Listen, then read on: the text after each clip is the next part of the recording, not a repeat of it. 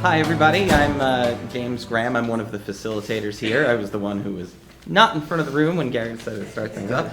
I just wanted to, for those of you who aren't too familiar with this program, this is actually year 5 of the Teacher Leader program.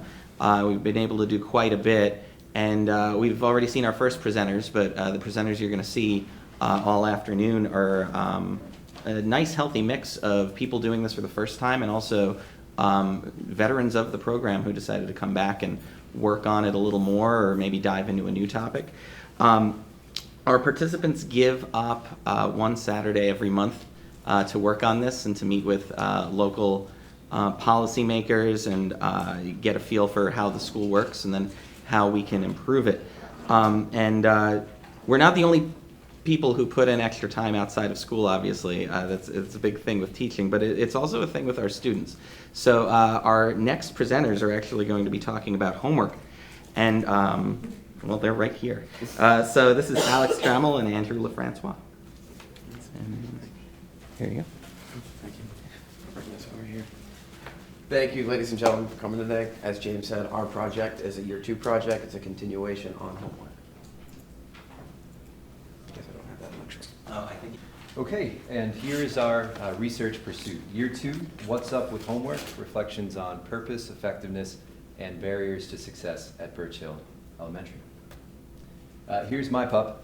He's part miniature schnauzer, part poodle, so we call him a schnoodle, of course. And yes, he did in fact eat my homework a few years back. You can see he's got a little bit of paper right at the bottom of it. So my name is Andrew LaFrancois, and I teach 3rd grade at Birch Hill Elementary. This is my 3rd year at Birch Hill, and I feel very fortunate to be there. It's a great school. My name's Alex Trammell. I've been at Birch Hill for about 4 years, and I'm a 4th grade educator. I also feel the same about Birch Hill. So let us tell you a little bit about our school dynamic. So at Birch Hill, we're made up about 14% ELL or English language learners. And we have about 37 to 40% free and reduced lunch at our school, which makes up a big kind of dynamic going forward. Okay, so homework. Here's an excerpt from the Nashua School District homework policy. Please note that the operative word here is may. Teachers may give homework to aid in the student's educational development. Teachers may assign homework as part of their curriculum. The word is not must. The word is may. So going forward, we put together several surveys, one for the students, one for the parents, and one for the teachers. We used our 2 classes, so we got about 34 students filled out our survey. 20 out of our 34 parents filled out the survey, and roughly about 14 out of the 21 teachers at our school filled out the survey. Our methodology going forward, this was all voluntary. Everybody that participated was well informed, and it was also bilingual. Surveys were available in English as well as Spanish. However, there were only about 4 that participated in the Spanish version.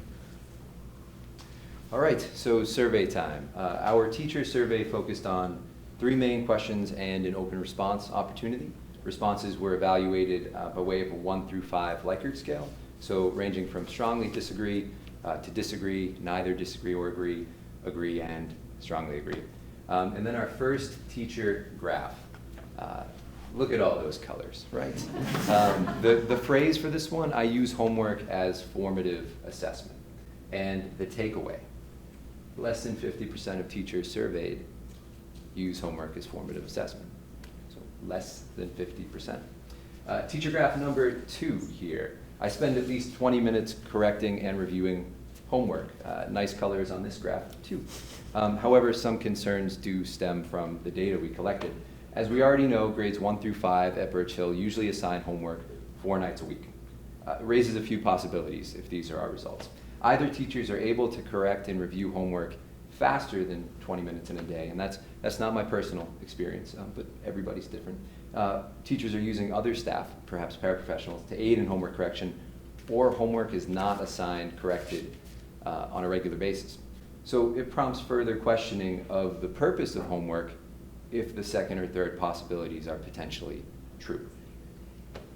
And finally, the hat trick, teacher graph number 3, homework is a vital component of learning in my classroom.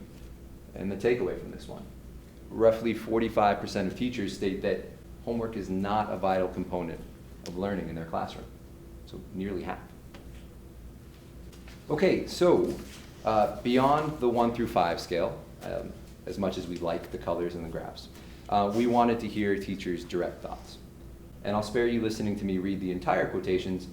I'm going to try to focus on the important details, or deets, right, as the kids call them. Comment number 1, homework should be positive and constructive, yet not everybody has the proper materials at home. Comment number 2, a small amount and limited amount of homework to allow time to decompress at home. And comment number 3, homework does not play a critical role in my teaching, nor do I think it makes a major impact on student learning. I find it teaches more about due dates, responsibility, and work ethic. So the takeaway, what do teachers want? Student responsibility, planning, work ethic, and engagement in learning activities. A lot more on this to come. So going forward, we had a similar questions asked for the parent survey. Again, we went from the Likert scale, 1 to 5, strongly disagree, all the way to strongly agree, with a little comment space at the bottom. So let's take a look at our next colorful graph. Our question was, we sit down for dinner together most weeknights, 3 or more nights. So let's take a look at the data here. About 50% agree, and add to that 15%, about 65% of the parents agree that they sit down 3 or more nights a week. This is great news. But then you look at the other end of the spectrum when we have 30%, so there's a bit of a discrepancy. So more research may be needed to figure out the discrepancy. But our second question, my child has afternoon and evening activities some nights during the week. 85% of our students found that they do have that after-school activity. That's a lot of time donated to schoolwork and whatever outside extracurricular activities they participate in. And our third graph. My child is motivated to complete homework after school. Yeah, that question was a fun one to answer. So if you could tell, just looking at our graph kind of throughout the board, 50% say, yeah, they have time, but then there's a big discrepancy going forward. So a lot of things could play into factor. Do they have the energy to complete homework? Is there an incentive for completing the homework at home? There's a lot of different things that we could think of that could come into mind here, but again, more research is, we probably need to dive into that topic. But the takeaway, about 50% of parents state that students are motivated to complete homework after school. Again, that's a great number, but that's only half. We want as close to the full as possible. This means the other 50% of motivation is a struggle. And in the worst case, that scenario, the students are showing a lack of motivation completely. They don't want to do it. So we took some key phrases or words from the parent comments. Well, some parents think that maybe homework should be assigned all at once at the beginning of the week. Another thing that they thought of is maybe a variety of modalities, different things. Hands-on activities, research-based activities, computer-based activities.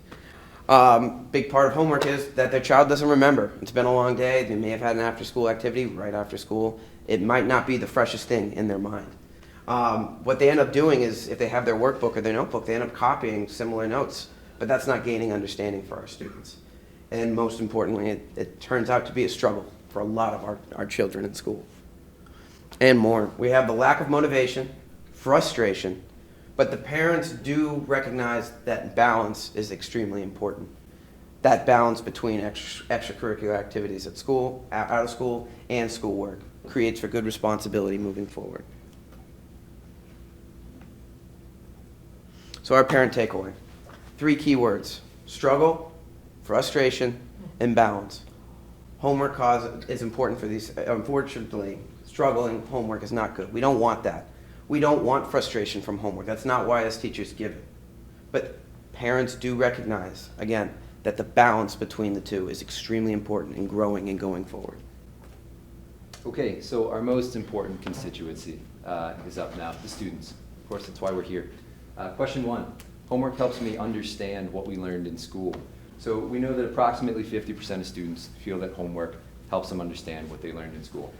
That doesn't sound too bad, but wait, this would imply that 50% or half of our kiddos feel that homework maybe isn't helpful. All right, so our next question, this is you, Alex. No, yes, my bad. That's all right. I had the notes though. That's good. I have energy to complete homework after school. Again, it's kind of across the board. you kind of see the majority, like 32%, they don't really know what to say, they don't agree. I guess it depends day to day, or homework assignment to homework assignment. But again, we want a clear-cut answer, and the fact that a lot of people don't have a confirmed direct answer, that's kind of scary, especially when it comes to energy. Okay, so we've got about 45% of our students saying that they have enough energy to complete homework after school. It's a good sign, but that means half of our students do not necessarily think that they have energy to complete homework after a full school day, and after that 85% with their after-school activities.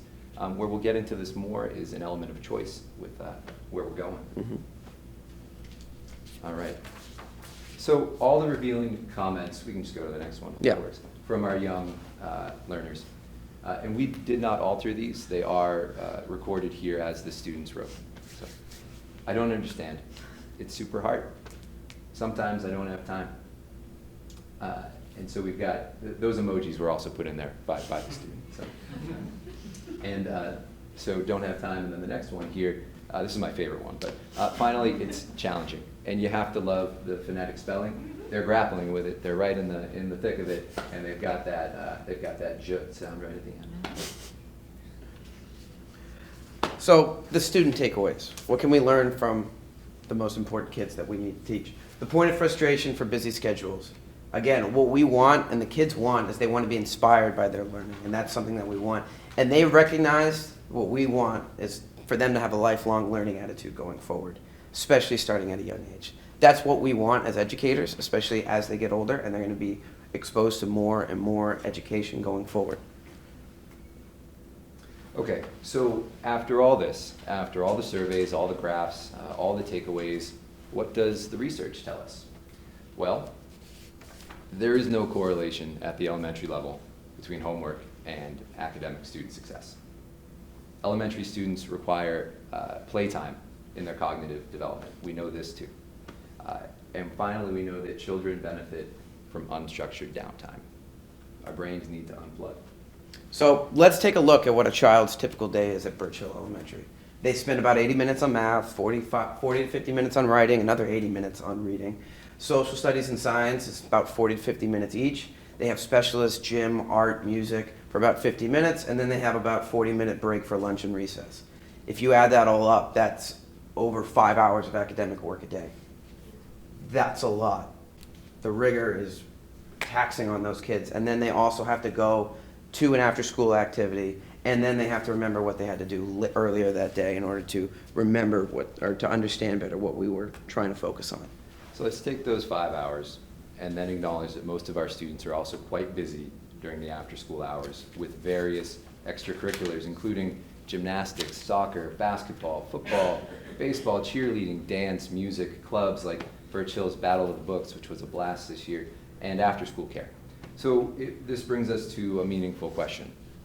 Where is the time to decompress? So Where do we go from here? That was our bad sitcom. Yeah, question. 90s style. That's right. So what do we want to see accomplished for our students? Of course, and I don't think there's any room for argument here, meaningful, worthwhile, and differentiated exercises. We want students to apply and make meaning of their learning. And finally, there has to be an element of celebration, an element of what was this all for. We want them to express these understandings to their peers. What we want to see accomplished from the families and parents.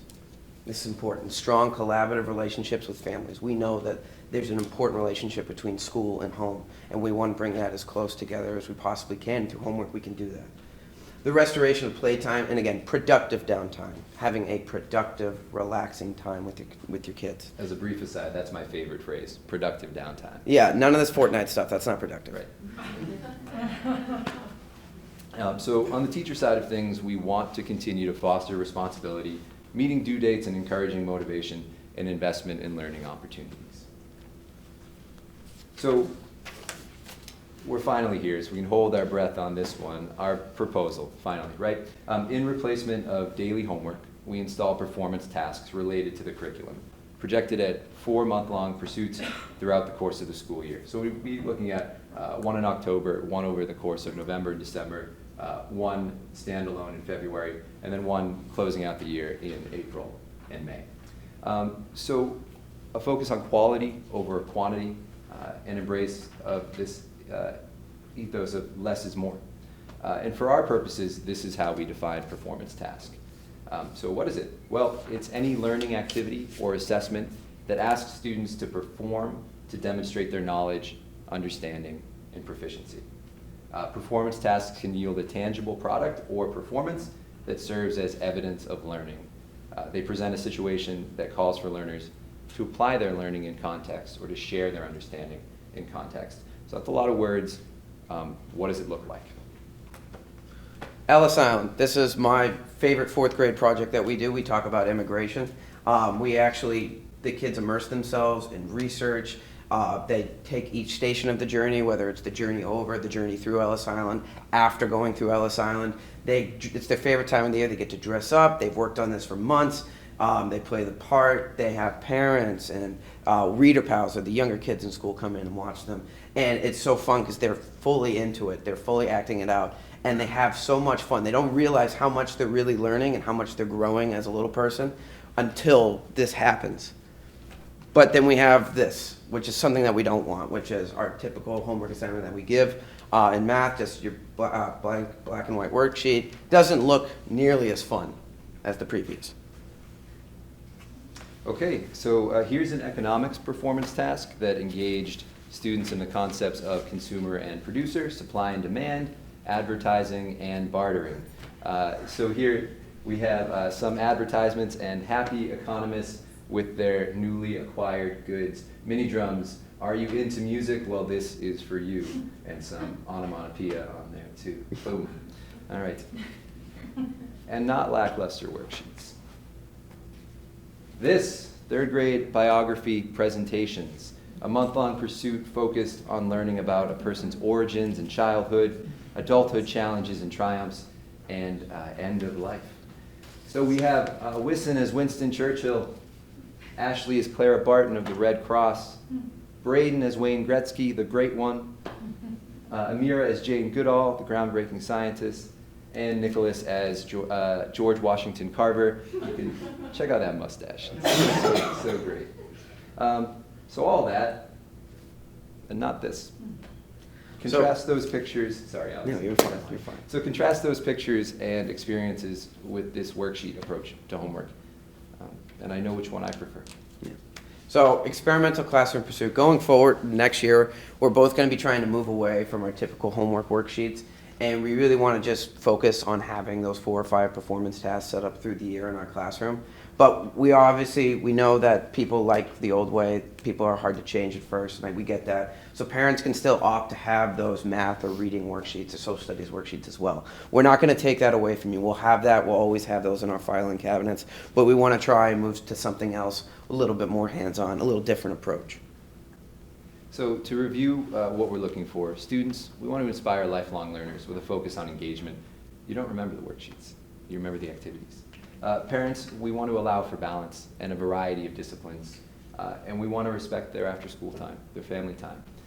For teachers, we want to continue to cultivate community and instill that constructive work ethic in our young learners. And then there's do or do not. There is no try. Some Yoda in there. And so this is some of the things we're looking for. We have a family bingo night at Birch Hill where it brings the community together. Parents, kids, they get to participate in the school with the teachers. Things that we want. These are the things that the kids are going to remember. That's the extra time where they could be doing homework that they can be spending at school, building that community even more. And then we have over here to the right is our Veterans Day assembly at the beginning of the year where we invite veterans to come and we honor them. The kids get to meet them and they really realize the importance of what they're doing. Again, building that community engagement, not so much necessarily focused on the academic, but the importance of what these people are doing, what they've done, and coming together as a community. And I think Birch Hill already does a great job in that, with that, but at the same time, I think we can extend it even further. There's absolutely a strong cultural community at Birch Hill, and we want to tie in the academic community to that. So to review, sounds pretty good, right? Well, we're pretty new at all this. We love what we do, yes, but we are new at it. And we do appreciate the importance of understanding other perspectives. So therefore, what do we do if we don't achieve parent buy-in? Nothing has to change. Math worksheets will always still be available, if parents want their students to have access to them, and we respect that. Yes. So here's a list of some of the resources we used while cultivating research. If you'd like to hear more about where we got our information, where we've been sort of developing these ideas, please check in with us later on and we'd be happy to share. So, this is time for your questions and hopefully an answer. But we want to leave you with an important note for all the educators in the room, coming from the legend Michael Scott. I didn't choose the teacher life chose me.